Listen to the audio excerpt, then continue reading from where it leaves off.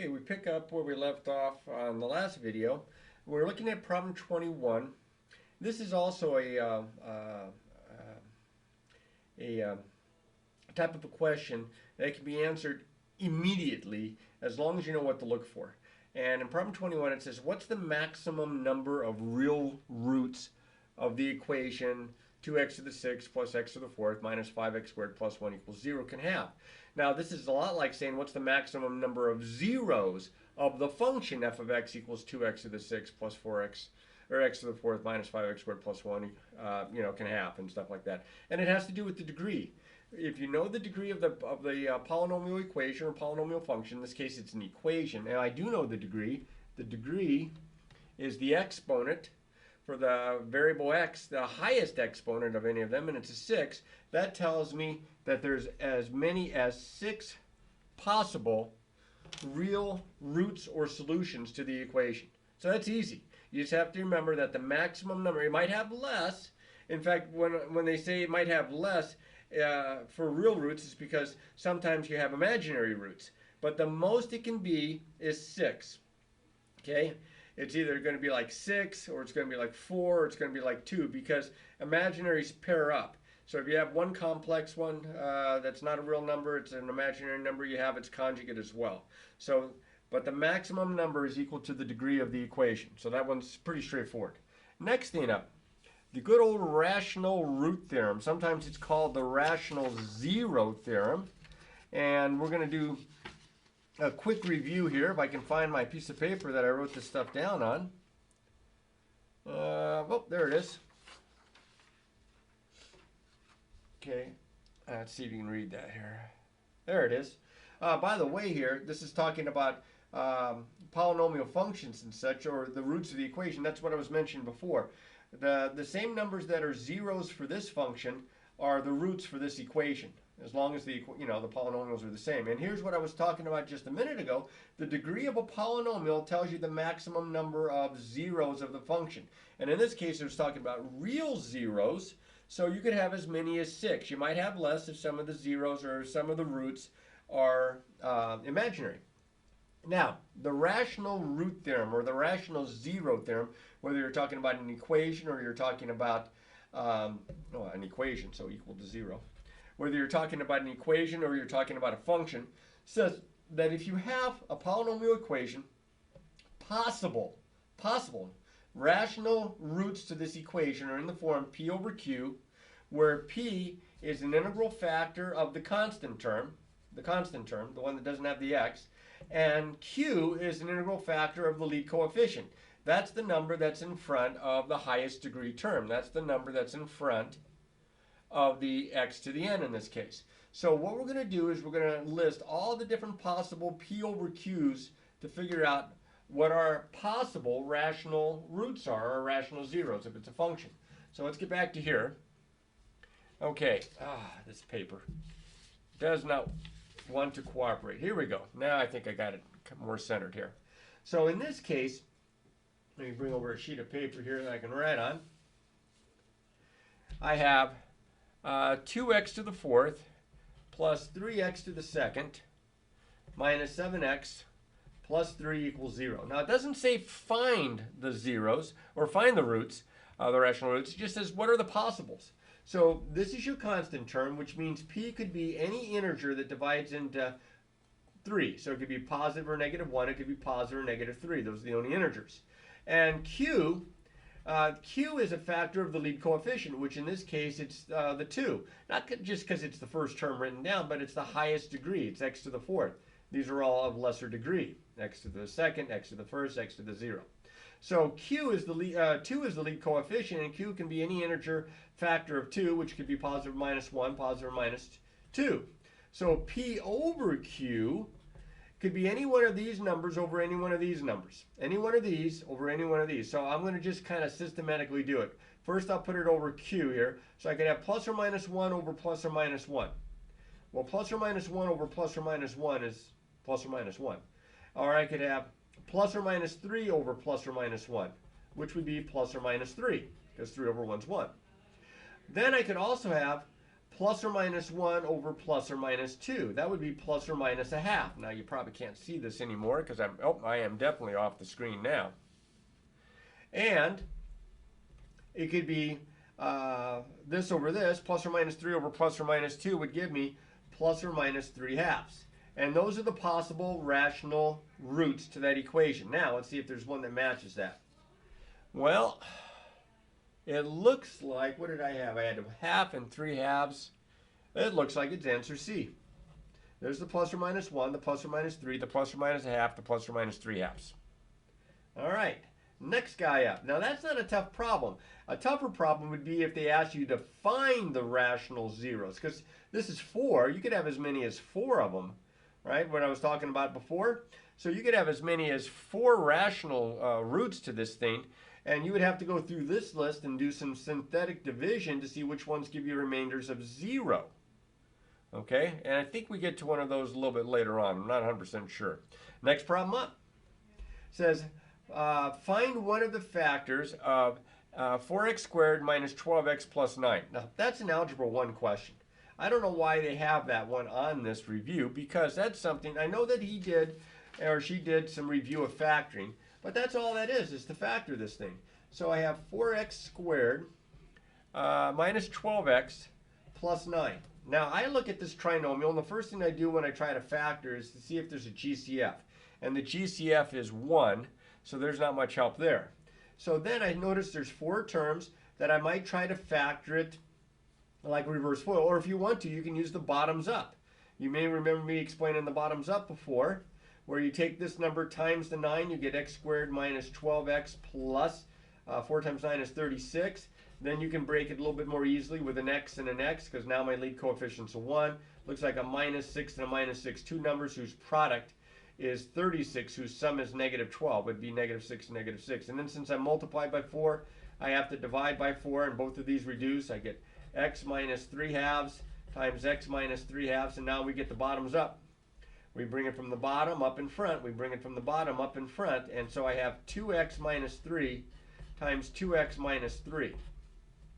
And as you can see, it's the same factor twice. And is it in there? It looks like it's answer A. Now, all that one is, this was problem number, let's see, this was problem number 22. This is problem number 23 here. Okay? So all they wanted you to do there was to factor. Now, I suppose you could work backward and take each answer and divide long division, but I think that would be a lot more work than if you just go ahead and factor traditionally. Of course, it did work on the first one, so that would have been nice. Problem 24. It says here, now this is function stuff. And what they're going to have you do, and see if I got a review sheet here for some function stuff here. Maybe I do. Quadratic functions. Let's see. Ah, I got some stuff. Let me move this and bring this in. Okay, because they're going to talk about the domain of a function. And the domain of a function, first off, a function, remember, it's an equation where every one x has exactly one y, okay? And the domain would be the numbers that you plug in for x. And they have to make sense. They can't give you 0 in the denominator because you can't divide by 0.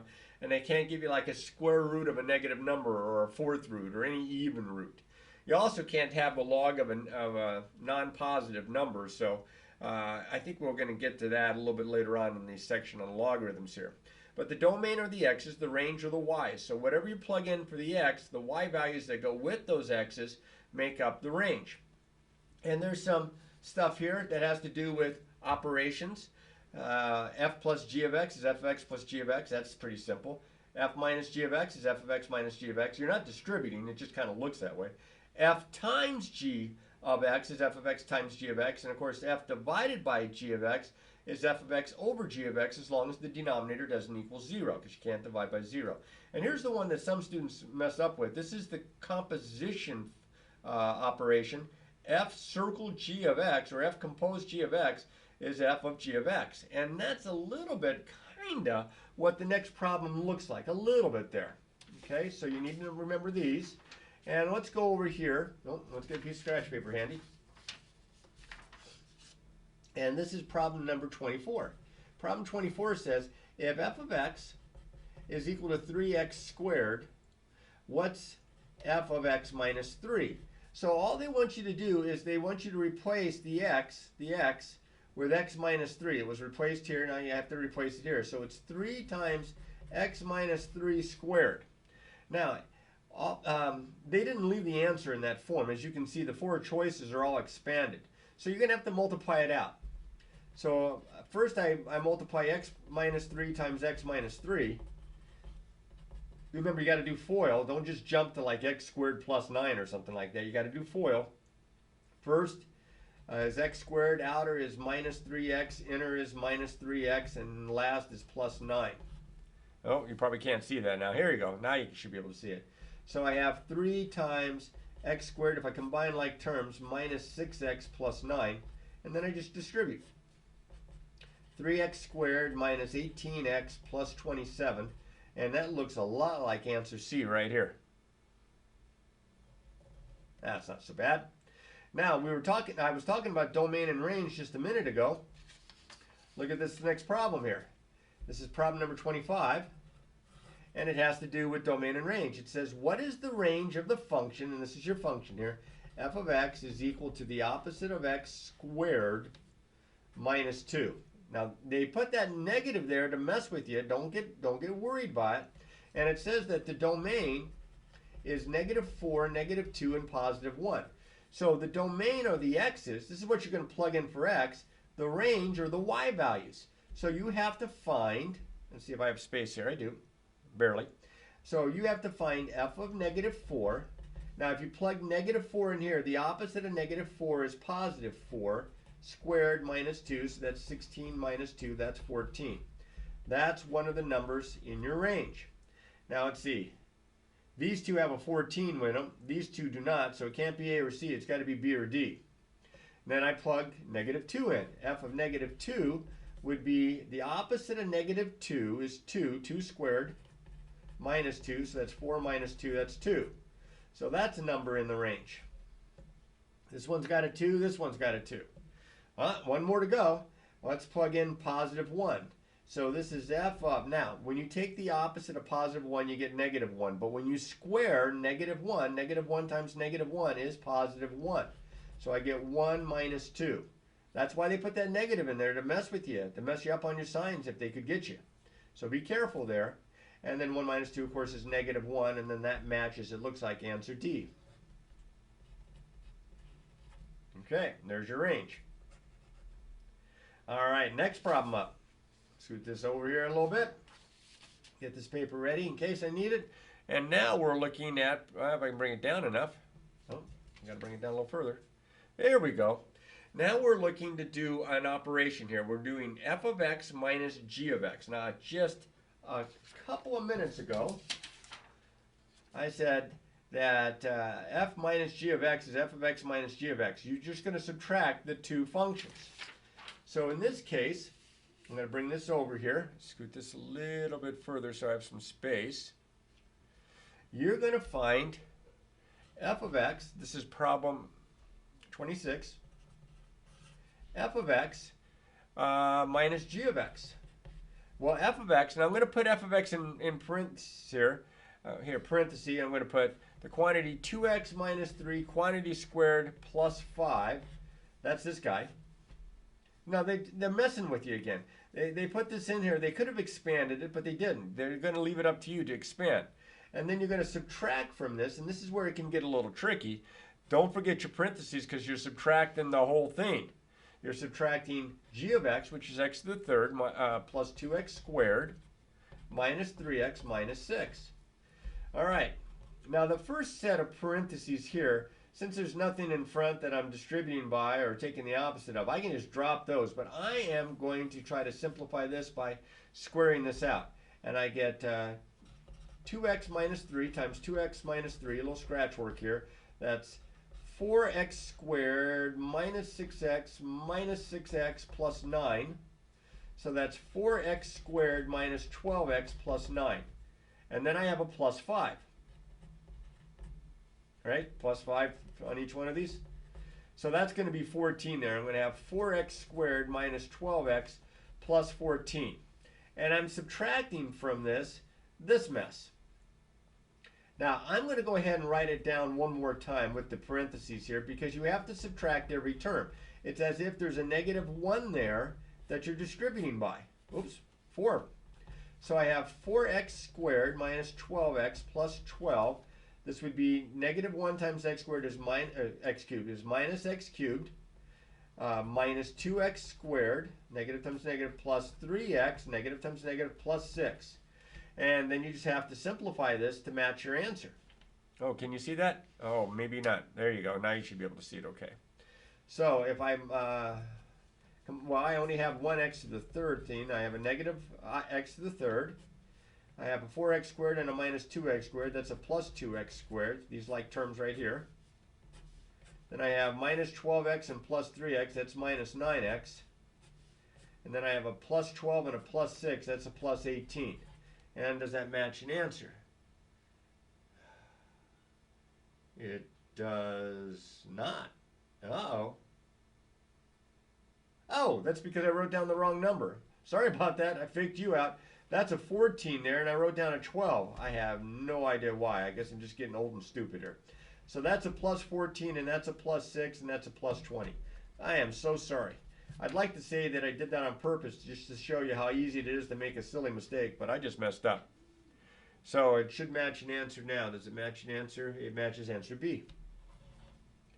Woo! That was close. All right, the next guy up. All right, it says find g of f of x. All right, now this is composing. This is that one down here where you compose two functions. Sometimes I write it this way, sometimes you just write it this way. Okay? So you're going to take a function of a function. So they're asking you to find, this is problem 27, g of f of x. Now, they give you f of x. Well, actually, they give you both functions. They give you f of x is x minus 1. They give you g of x is x all over x squared plus 1. I got to move that a little bit closer so you can see that. So I am plugging x minus 1 in here for f of x. And then, very much like I did back in problem 24, I'm going to take this expression and I'm going to plug it in for the rule for g here. So it's going to go in here and it's going to go in here. So here, I'll bring it down a little bit. G of x minus 1 is equal to, and I'm plugging all of x minus 1 in here and here. So it's going to give me x minus 1 on top. It's going to give me the quantity x minus 1 quantity squared plus 1 on the bottom. Because I'm plugging in for x, it's got to get squared. So that's x minus 1 on top. Now I've got to do some FOIL here. This turns out, you have to trust me, or you can just do it on paper. This part here turns out to be x squared minus 2x plus 1, and then there's a plus 1 on the end, so 1 and 1's 2. And I have x minus 1 all over x squared minus 2x plus 2. Now normally I would tell you, gosh, I hope you can see that okay. Looks like you should be able to. Normally I would tell you, see if the denominator will factor and maybe it will simplify. Okay, but I don't think the denominator is going to factor here, so now I just have to match an answer. And I got that weird looking denominator here, so it's got to be this one or this one. Oh, it's answer A. That's an exact match. Right there it is. Right there it is. All right, problem number 28. Oh, more of the same. This is f of g of x again. And bring this up a little bit. So we're going to, for problem 28, we're going to find f of g of x. The other time it was g of f of x. All right, by the way, it's not commutative. Even if you have the same two functions. There's no, oh, you can't see that now. Now you can see it. There's no guarantee that f of g of x is the same as g of f of x. You just got to go through the steps. If they're inverse functions, they will be. They'll be equal to x. So in this case, f of x is, what is it, 3x minus 1. That doesn't look too bad. G of x is x squared minus 4x. This might be a little bit more of a pain. Well, just like I did in the last problem, I'm going to take this and I'm going to plug it in for g of x here, just like I took the other one and plugged it in for f of x here. So I'm starting out here. I'm plugging it in. I have f of x squared minus 4x. Now this time, I have to plug all of this in to the function f, into the rule for the function f, and there's only one x, so I plug it all in there. Now the 3 is times it, so it's going to be 3 times all of this, so parentheses please, x squared minus 4x, all right, minus 1. So that's 3x squared minus 12x minus 1. Well, that was actually faster than the last one. That should be your answer. Is it up there? It looks like it's answer A. Yep, looks like it's answer A. There you go. All right, so now we're going to go on over to the next page. These do seem like they're taking a while, but that's because I really wanted to give you a good thorough review as we work the problems out. Let me move my junk out of the way here. All right. Problem 29. Now, this has to do with transformation geometry, or transformation coordinate geometry, where it's kind of like the shifts and the stretches and the reflections, the flips and all that kind of stuff. So I have somewhere, well, not on that piece of paper, I have somewhere written a bunch of stuff out for you. But now, hopefully I didn't throw it away. Ah, there it is. Let's see if I can get it so you can see the whole thing in here, or at least a lot of it. When you have a function, f of x, and if a is a positive number here, I just made a positive. All right, remember when you add a onto the end, it affects it vertically, it shifts it up or down. If a is positive, it goes up. If a is negative, it goes down. And if the a is inside where the x is, it shifts it right or left. It's a horizontal shift or horizontal translation. If a is positive, it goes to the right. Now, like if it's x minus 3, I mean, that minus 3, that would make it look like it's negative, but it's in the form x minus the numbers. So x minus 3, the 3 is positive, and it would go to the right. Negative, it would go to the left. If it was negative, it would look like x plus 3. Kind of the opposite of what it looks like inside, exactly what it looks like on the outside. So those are your translations or shifts. The reflections come from where if they throw a negative in front of the f of x or if they throw a negative in front of the x. If it's in front of the whole function f of x, then it reflects it over the x-axis. It's like it just reflects it right over, right?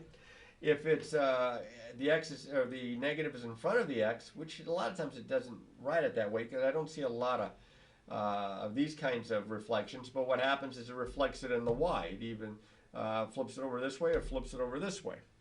Okay, and then the dilations. That's the stretches and the shrinks. So if the a is in front of the f of x, it does a vertical stretch or shrink. If the a is times the x, it does a horizontal stretch or shrink. And they're kind of the opposite. If it's a vertical stretch or shrink and a is bigger than 1, you stretch it. If a is between 0 and 1, you shrink it. And of course, if it's negative, you reflect it as well. If a is, for here, f of a of x, if a is greater than 1, you would think greater would stretch it, but it doesn't. It actually shrinks it, kind of the opposite of what it looks like, just like it did with the shifts, where it's in with the x. And if it's between 0 and 1, it stretches it out. Now, that's really generic, but those are your different kinds. With that stated, I put this off to the side. And I say, okay, let f of x equal x plus 3 quantity squared, and let g of x be f of x minus 7. Which of the following shows g of x? Now, they're trying to fake you out here because they didn't give you the exact statement. They said they want to, which of the following shows g of x? Well, g of x is f of x minus 7. So I'm going to write it here right on the test here, or the practice. I'm going to write g of x is equal to f of x, which is x plus 3 quantity squared, and then minus 7. See, that's what they want you to have. And this is actually two translations, because there's something being added or subtracted from the x, and there's something that's being added or subtracted on the outside. Well, this one on the outside, now first off, you have to remember what the parent graph looks like. Your original function is just y equals x squared. And that's the parabola that kind of looks like this, whose opens upward, whose vertex is at the origin. Well, in this case, this 7 is going to drop it down 7. So it might be this one, it might be this one, it might be this one, because they all drop down 7. Not this one. You can throw that one out. But this x plus 3 here, remember, it's the opposite of what it looks like. It would look like if it's horizontal, it would go right. It goes left. So it goes left 3, then it comes down. This one goes left 3, and then comes down. It's answer D. This one went right 3, and then went down. Okay? This one didn't go right or left. So That's your guy. Answer D. You're going to have to be looking for these things. Now, on problem 30, it says, which one of the following sketches a reasonable graph of y equals 2 to the x plus 3? I would make a table. This is a simple enough, let me get a piece of scratch paper here. This is a simple enough function that I can create a table here. So I have y equals 2 to the x plus 3. All right, I would make a table. Look to see what makes your x, this exponent 0, and it's 0. I'd pick one bigger, one smaller, two bigger, two smaller, and I'd plug these in for x and find the y's. Now, if you want to, start with the positive ones. If I put a 2 in here, 2 squared is 4, plus 3 is 7. If I plug a 1 in, 2 to the first is 2, plus 3 is 5. If I plug a 0 in, 2 to the 0, remember, any number to the 0 is 1. 1 plus 3 is 4. Now you have to get a little fancy. If I plug negative 1 in for x, I have 2 to the negative 1 plus 3. 2 to the negative 1 is 1 over 2 to the positive 1, which is a half. So this is 3.5.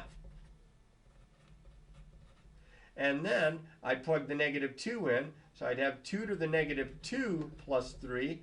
Well, this is 1 over 2 squared plus 3. That's what the negative exponent means. And then this is 1/4 plus 3, or 3 1/4. You see how the plus 3 just raised it up? This is an exponential function. Exponential functions typically will look something, if I can scoot it over here, will typically, exponential growth anyway, will typically look something like this. So all that's done is it's just raised up 3. 1, 2, 3. So it's like this is now the x-axis, and it goes like that. So let's plot those points here. All right, this is not a very good set of axes here, plus I've written all over it. Yeah, let's see what we can do. Can you still see this? Well, yeah, you can see that. All right, so I'm going to graph the points, which I think you can still see. Negative 2, 3 1/4. Negative 1, 3 1/2. 0, 4. Remember, these are all ones here. What's next? 1, 5. That's up here. And then 2, 7. 1, 5? Is that right? Did I get 1, 5? I plug 1 in, that's 2, plus 3 is 5. I put 0 in, that's 4. Yeah, 1. Okay, I messed up.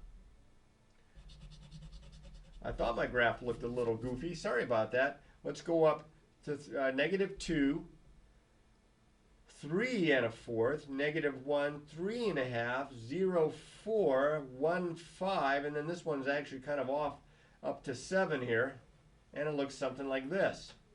Now you got to look at this guy. He's way up here. 1, 2, 3. Oh, heavens, the Murgatroyd, I've done it again. I should try to edit this out, but I'm too lazy to. As you can tell, because I'm not even erasing thoroughly my graphs. 1, 2, 3. Negative 2, right there. Right there. Negative 4. 1, 5. 2, 7. Here's my graph, once and for all. I'm hoping that as you watch me mess this up, that you were kind of catching that mistake both times here, but my graph should look like this. Which one of your graphs does that? Well, it's this one. This is the one and only one that's increasing, and it looks like it's raised up and up. This one looks like the original, just y equals 2 to the x. These ones are different. All right, so in this case, it is answer B. Okay, so I hope you can see that okay. All right, that was problem, are we at 30 yet? We're at 30. Woo, it's taking a while. Next guy up. You're to solve this exponential equation. Now, I didn't write this down, but we have gone over this lately because this was in chapter 3. The exponential equations, there's two ways to solve it. Either you match the basis, which is what I'm going to do here, or you're going to end up having to take the logarithm of both sides so that you can bring that exponent out in front using the property of logarithms. Fortunately for me, I can match the basis because 25 is 5 squared. So I'm going to write this down here as 5. That looks like that's 3x minus 2. My copy didn't come out very good. I hope that's correct. And then on the other side I have 25, which is 5 times 5, or 5 squared. So the bases match. I'm going to have to set the exponents equal to one another. Then I'm going to add 2 to both sides. Oops, almost crossed out the wrong thing here. 3x equals 4, and then I'm going to divide by 3. And I get x is equal to 4/3. And hopefully that's a choice. It looks like it's answer C there. Okay? Match the basis. I was able to do that because 25 is 5 squared. Set the exponents equal to one another, and look how simple this equation turns out to be. You've been doing that since pre-algebra. Okay. Now, it says the equation y equals e to the x is equivalent to. Let me give you the little bitty logarithm exponential stuff here. Here we go. All right. You should be able to convert from exponential form to equivalent logarithmic form, or from logarithmic form to equivalent exponential form. Now, the way I showed you on this one was that I brought the base down and bumped up the x out of the way as an exponent, so that it would become the base of the exponential expression. I get y equals b to the x. You all should be able to go backward as well. Okay, make sure that you can do these, because you're going to use these. In fact, I'm going to use them on the next example. Also, there are some properties of logarithms. The log of a product is the sum of the logs. The log of a quotient is the difference of the logs. The log of something raised to a power, you bring the exponent out in front. We're going to use that as a factor here times the logarithm. And then for solving logarithmic equations, if you have log of something equals log of something, you know the somethings are equal to one another if and only if. And then you can get rid of the logarithms, write it in this form, and solve that equation that way. We normally use these three either to expand an expression, like from here to here, or to condense an expression from like here to here. I think I wrote compressing. That's kind of a bad misnomer here. This would be more of condensing. I think there's an S there. It's either a C or an S. I think it's an S. All right, so here are the properties. You have to have them memorized, man. Don't slack on this. All right, so now let's try the next problem. It says the equation y equals, it looks like y equals e to the x, is equivalent to, well, here's what we got to do here. What we're going to do is we're going to rewrite this in logarithmic form. Now, y is equal to e to the x, okay? So in this case, this is my exponent, this is my base, and this is the expression. So I'm going to have log base e of the expression is equal to the exponent, because that's what a logarithm is. It's an exponent. So I set it equal to the exponent. Now, do they have something that looks like that? Log base e of y equals, it looks like c. They could have written this as the natural log of y is equal to x, or x equals the natural log of y, because we know that that's a logarithm with base e, the natural logarithm. Now, I'm going to use those properties, at least one of the properties, the very first one that I had here, to work the next problem. I have the log of a product. This is the sum of the logs. Well, if I have the sum of logs, which I have here, and I need a piece of scratch paper here for this guy. Okay, I'm going to write him down real quick here. Log, what's that base? I think it's a 5. My eyesight is so bad, and I do not have a good copy. Of 2x plus 1. Then plus the log base 5 of x is equal to the log base 5 of 10. Okay, in this case, all the terms have a logarithm in them. So you want to get it log of something equals log of something. You want to be able to use this property here. So I need a single log on the left, a single log on the right. Well, I have a single log on the right, but I don't here. I have to condense these by combining them. This is the log base 5 of the product of these two arguments here. So that would be, I'll put the x first because it looks cooler that way. X times the quantity 2x plus 1. And that equals log base 5 of 10. Well, if log base 5 of something equals log base 5 of something else, those somethings must be equal to one another. So I have x times 2x plus 1, which I could have distributed, is equal to 10. I have 2x squared plus 2 is equal to 10. I'm going to subtract 10 from both sides. I have 2x squared plus, oops, whoop. Heavens to Murgatroyd, I'm not paying attention. I have to distribute by x. So that's 2x squared, that's plus x, not plus 2. Sorry about that. Plus x, and then I'm subtracting 10 from both sides, and I get this. Now, if I'm lucky, it factors, and I believe this one is going to factor. Now, once I factor this, I got to check my answers. Okay, I talked about this before. You cannot take the log of any kind of number that's not negative, or that's not positive. Excuse me. It has to be a positive. It can't be 0. It can't be a negative. So I'll have to check my answers to make sure that that doesn't occur, that I didn't get an extraneous solution. So this is going to factor with a 2x and an x. I could use bottoms up method. I'm just factoring it with trial and error. I'll put the 5 here and the minus 2 here. Minus 4x plus 5x is plus 1x in the middle. I said 2x plus 5 equal to 0. I said x minus 2 equal to 0. Here I subtract 5, divide by 2. I get negative 5 halves. Here I add 2. All right, now, this answer is no good. It solves this, but it doesn't solve the original, because if I was to plug it in here and here, this would give me the log of a negative. Actually, it would give me a log of a negative up here as well. So that's extraneous. I'm tossing him out. My phone just buzzed. Hopefully everything... Oh, shoot. I think I just called Bob. All right, end call.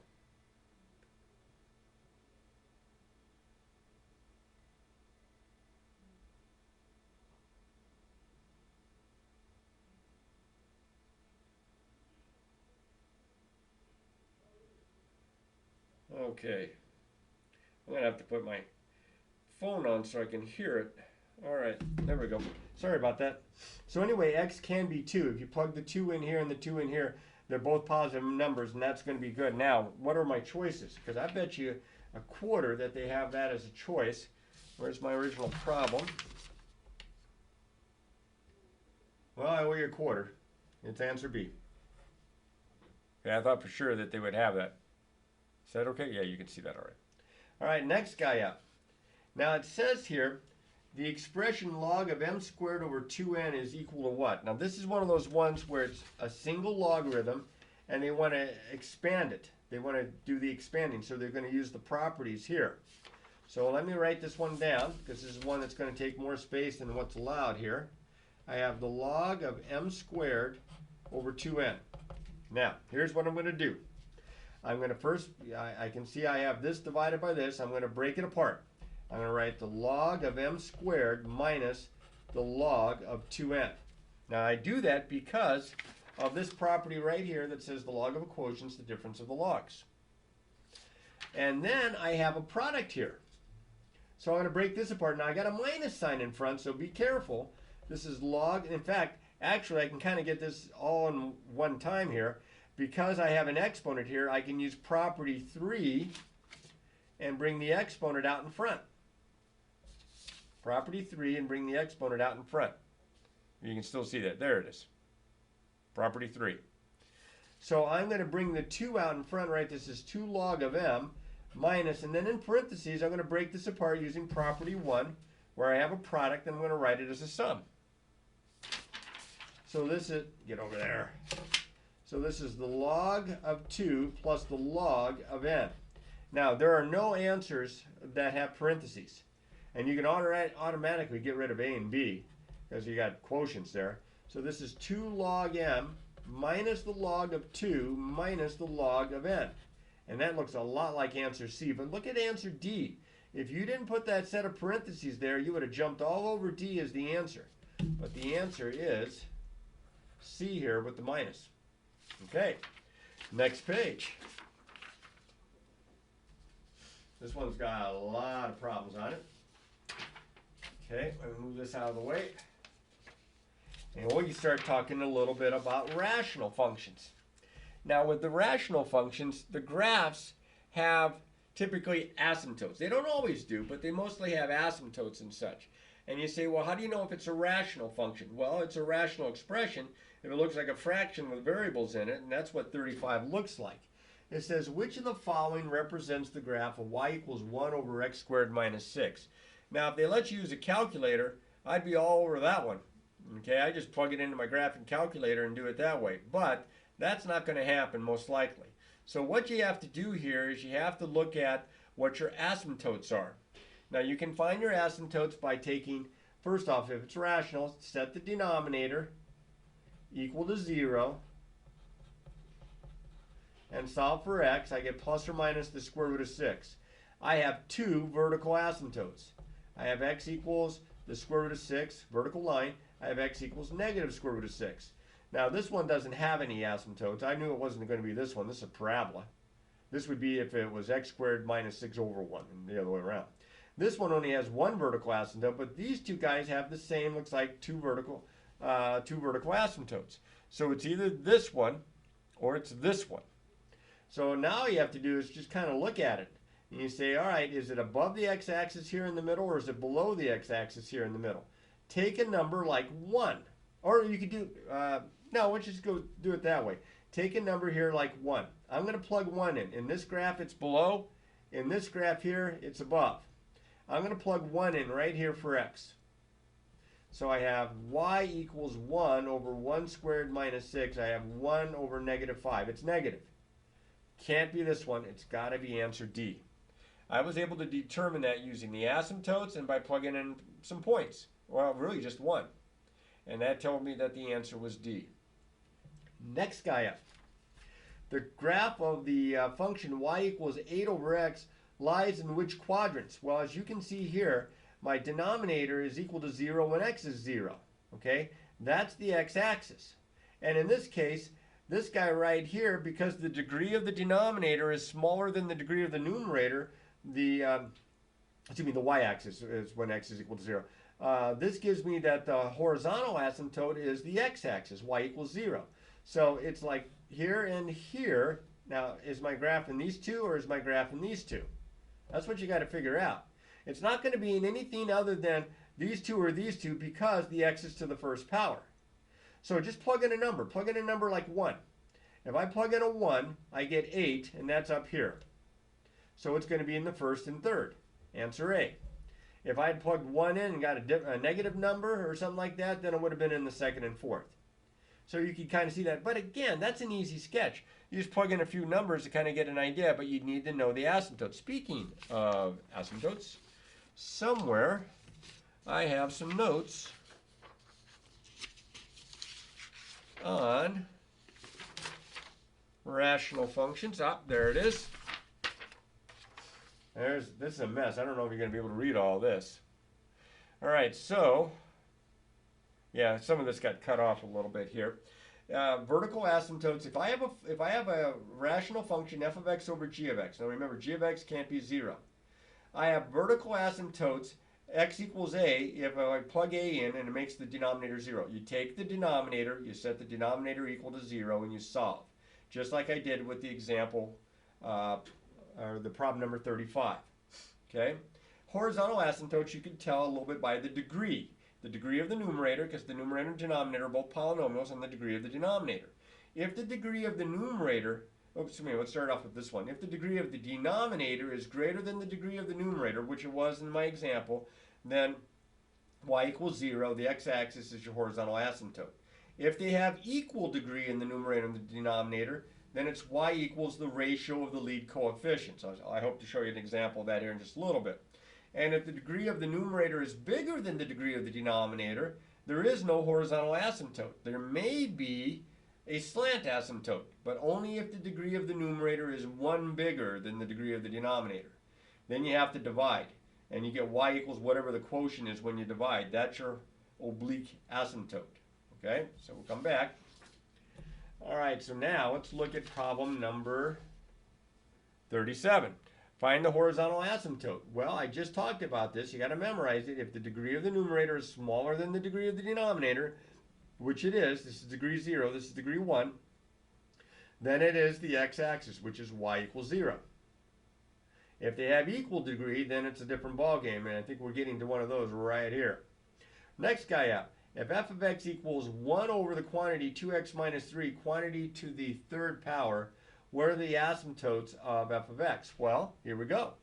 The degree of the numerator is 0. The degree of the denominator is, looks like 3, because it's going to be to the third power here. So that tells me that y equals 0 is one of them. So this one has y equals 0, this one has y equals 0, and this one has y equals 0. So it can't be B. But then if I take the denominator, 2x minus 3, quantity cubed, set it equal to, is that cubed or squared? Well, it looks like it's cubed. Well, this being cubed equals 0, if I take the cube root, I would just get 2x minus 3 equals 0. 2x equals 3. X equals 3 halves. Okay? That would be my vertical asymptote. X equals 3 halves. Well, that's not here. That's not here. There it is.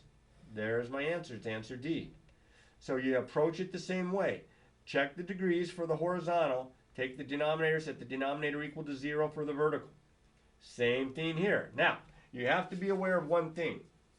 As far as vertical asymptotes are concerned, if whatever number makes the denominator 0 also makes the numerator 0, then it's not a vertical asymptote. It's going to be like a hole in the graph. So here's the next problem, number 39. Can you all see that? I think you should be able to see that. Okay. Notice they're of equal degree. So I take the ratio of the lead coefficients, and the lead coefficients in the numerator and denominator are both 1. So y equals 1 over 1, which is 1. So that's 1. Y equals 1 is my horizontal asymptote. All right, now I take the denominator. I set it equal to 0. I factor. I set each one of these equal to 0. And I get x equals negative 3. I get x equals positive 2.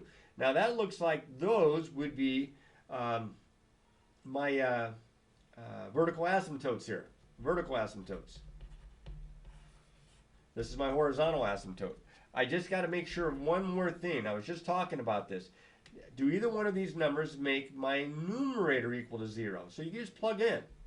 Negative 9, or negative 3 squared is 9, minus 7 times negative 3 is plus 21, plus 12. No, that's positive. So this one's okay. I'll plug 2 in.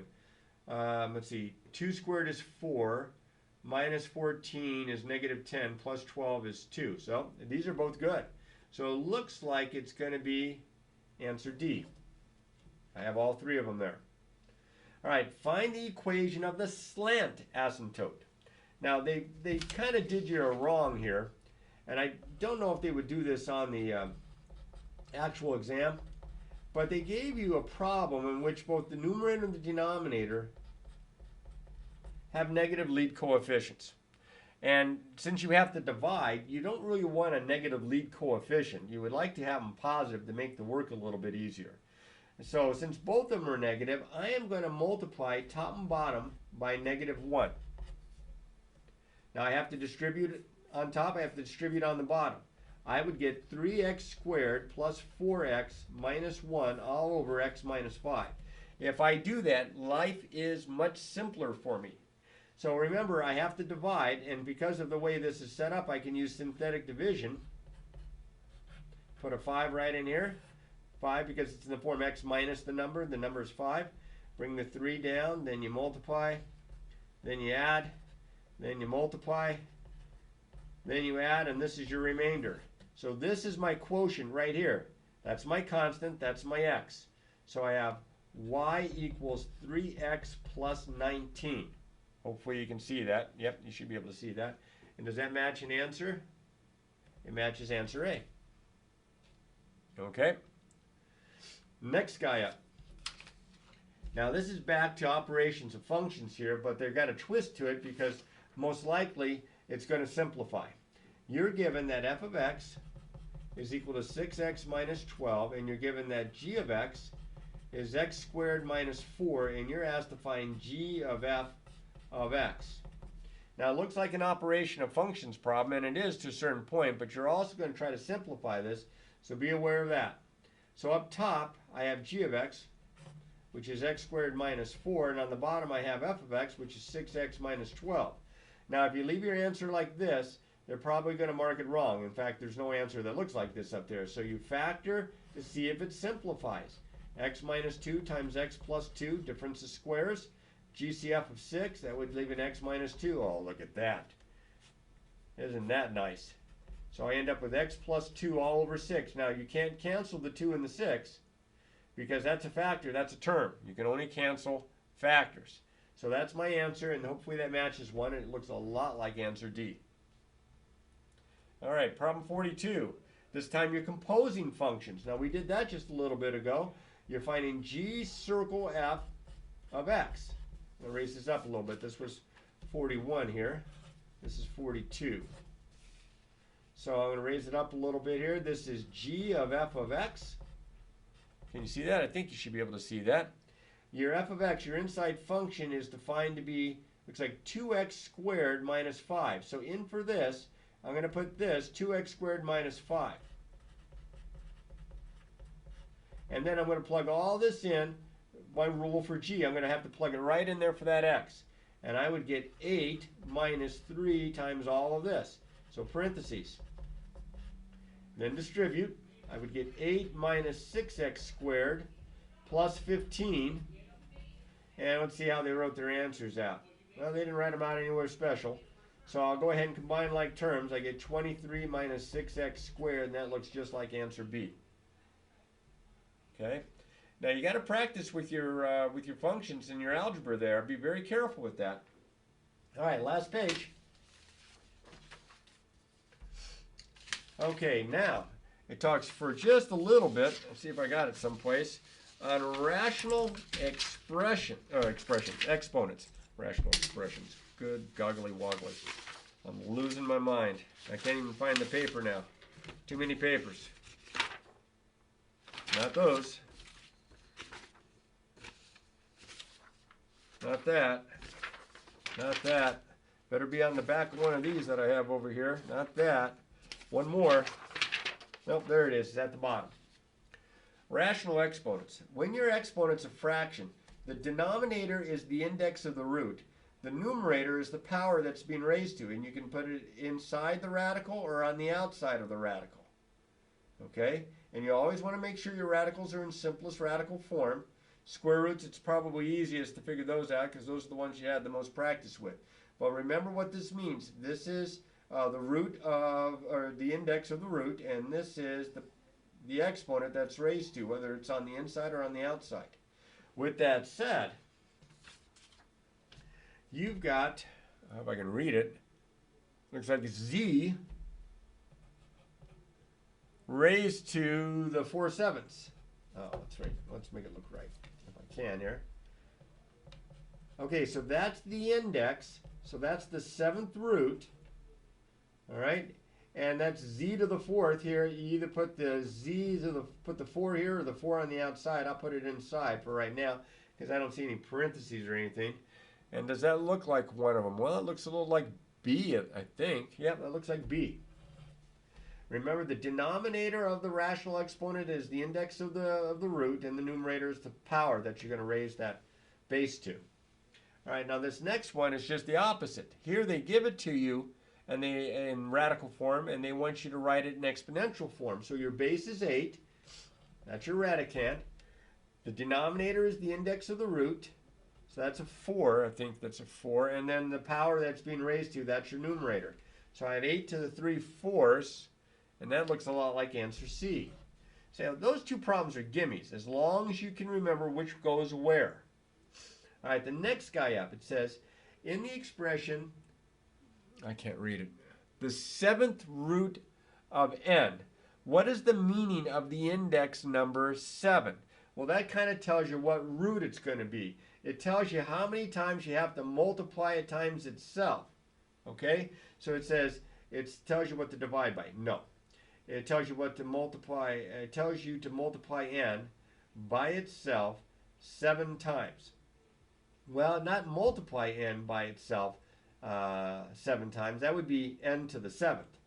It tells you how to figure out what number multiplies itself 7 times to equal n. There's your guy. Awkward wording, but that's it. It tells you to multiply n by 7. No, that'd be just 7n. So in this case, that's the index, and that's what it means. Be interested to see if they put that one on the test. All right.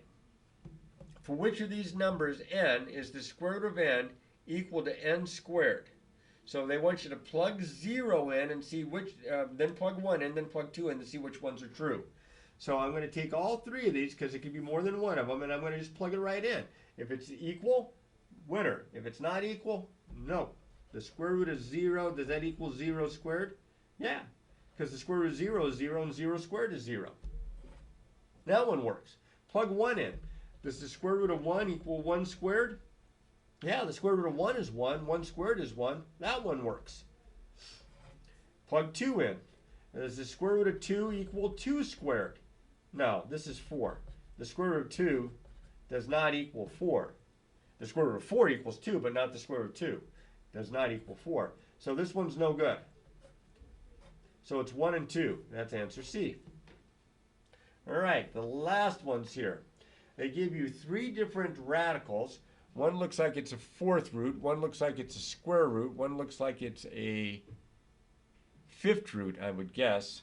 And it says, for which of the following is the relationship true? Well, you got to figure it out. What number times itself, times itself, times itself? 4 factors, 81. 3 times 3 times 3 times 3 is 81. 3 times 3 is 9, times 3 is 27, times 3 is 81. The 4th root of 81 is 3. The square root of 9 is 3. That was easy. And then the 5th root of 243. Well, 3 times 3 times 3 times 3 times 3 is 243. So this is 3. So they're all the same here. So which of the following is the relationship true? Just that one. Because 3 is not less than 3. 3 is not greater than 3. 3 is equal to 3. Answer A. That was a weird one. Complete the following relationship. It says here, the square root of a times a times a times a is equal to a squared. Well, the square root of a times a times a times a is the square root of a to the 4th.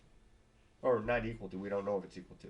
And here we have a squared. Well, the square root of a to the 4th is a squared. So they're the same, and it's C. They're equal. Now, here's where you have to simplify radicals. And you've done this before. When you have a simple radical like that, you look at it and you say, okay, are there any factors of 48 that are perfect squares? And there's a couple. 4 is a perfect square, and it divides into it. But even better yet is 16. 16 is the largest perfect square. 16 times 3 is 48. So this is the square root of 16 times the square root of 3, which is 4 times the square root of 3. Practice a few of these, especially if they give you one with a radical in the denominator. Which one of the following radicals cannot be simplified? Well, you look at these radicands, the numbers, and you say, are any of those perfect, have factors that are perfect squares? Yeah, this is 4 times 6. This can be simplified. This is 5 times 5. This equals 5. That can be simplified. This is 9 times 3. 9 is a perfect square, but not 26. The only 2 factors of 26 besides 1 in itself are 2 and 13. And those are both prime numbers. They're not perfect squares. So the only one that cannot be simplified is answer C. Now, that's a pretty good review. I would suggest that after you get done with this and you get your questions figured out and all that from these problems, that I would still look through the chapter reviews, the chapter summaries and the reviews at the end of each of your first 3 chapters there to kind of refresh to make sure you're not forgetting something. Doesn't mean that they couldn't put a problem on your actual test, your exam, that's not like any of these. There might be. That's why you got to practice all these different kinds of problems as much as you can, as much as you have time. So practice, practice, practice.